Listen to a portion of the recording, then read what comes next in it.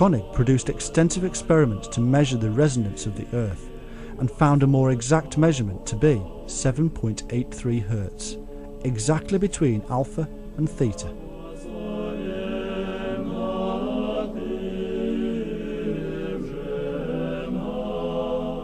There can be no coincidence in nature. All things are the way they are due to evolution. There is always a reason. And so, there must be a reason for mankind, and in fact mammals also, to be in perfect frequency harmony with our Mother Earth. Our internal rhythms are affected by external rhythms. The magnetic field of the Earth and the electrostatic field that emerges from our own bodies are interwoven. It seems our minds are entrained to the outside influence of the Earth's resonance. It also seems from my research that mankind actually found methods of improving or magnifying this resonance with the use of granite and quartz crystal. The amplification of these signals actually promotes a coherent and large-scale activity of electromagnetic frequency signals in the brain, making the mental effects more profound and more easily perceived.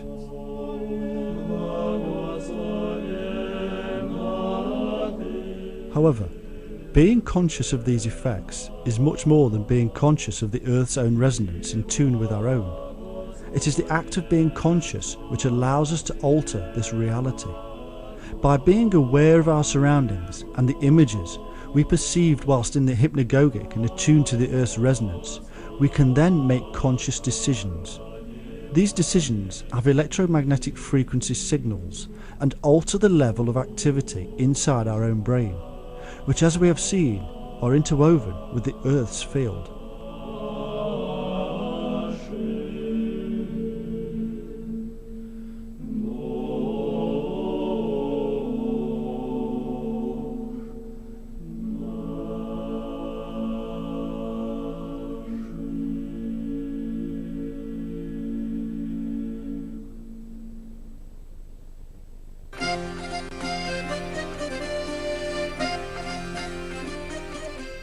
This is exactly what we have seen with the shaman, who claimed that he was capable of not only going through into the other world, but was also able to alter reality. In pure consciousness, where we are not aware of the hypnagogic state, we can only affect the physical reality by physical means.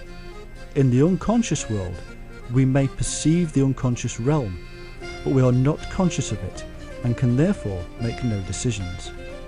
In the hypnagogic or lucid dreaming state, we are conscious of the unconscious mind, and therefore the elemental connection we have to the universe around us and the holistic nature of that realm. We then consciously attempt to alter the dream state world that we find ourselves in, and thereby alter our own reality. A true adept would have huge creative powers at his or her disposal in the dream world. At a quantum level, these powers actually come through into the physical reality via the wave-particle matter phenomena. This is what the ancient Shining Ones called magic.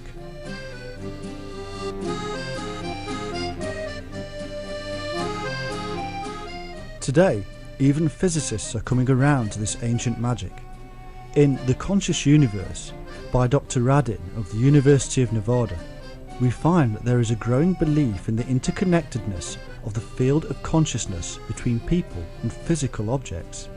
They even believe that this phenomenon is capable of transcending time and space, just as the ancient shaman once claimed. It is believed that at the subatomic or quantum level, physical reality is nothing more than energy information.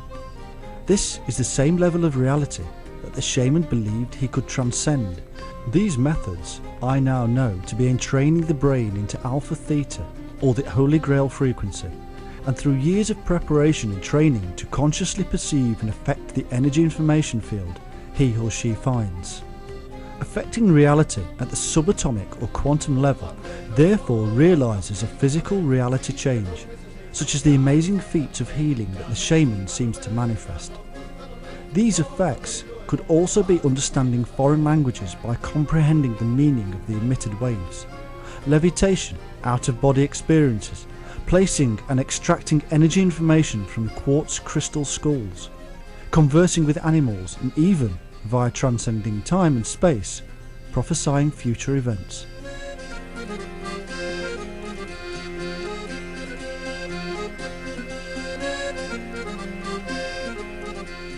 It is also interesting to note that the biggest increase ever recorded in the Schumann resonance occurred in 1987 at the same time as the so-called harmonic convergence, when millions of people gathered at sacred sites around the world to pray and meditate together.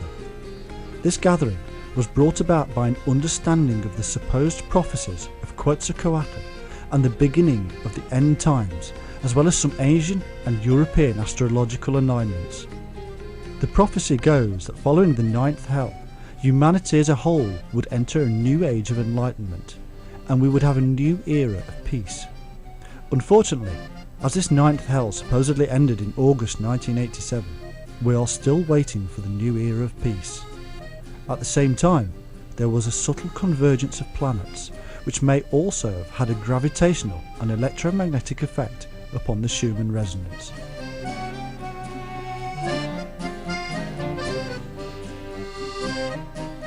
What this exercise does show, however, is the possible effect of the collective consciousness of mankind on the Schumann resonance, or even the effect of planetary alignments. The Schumann resonance is tinkering around the 11 Hz mark, although it changes quite often. Could this increase since the 1950s be an indication of the collective consciousness of mankind at war with itself, or are the planets themselves affecting our consciousness?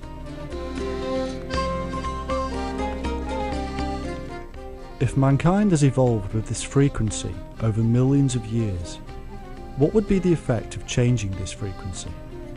Would mankind evolve on a more rapid basis, and into what? The consequences of mankind's input into the natural world around him will have far-reaching effects that I cannot even imagine.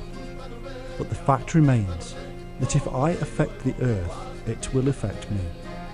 We are, in essence, waking up a sleeping giant and closing the gateway.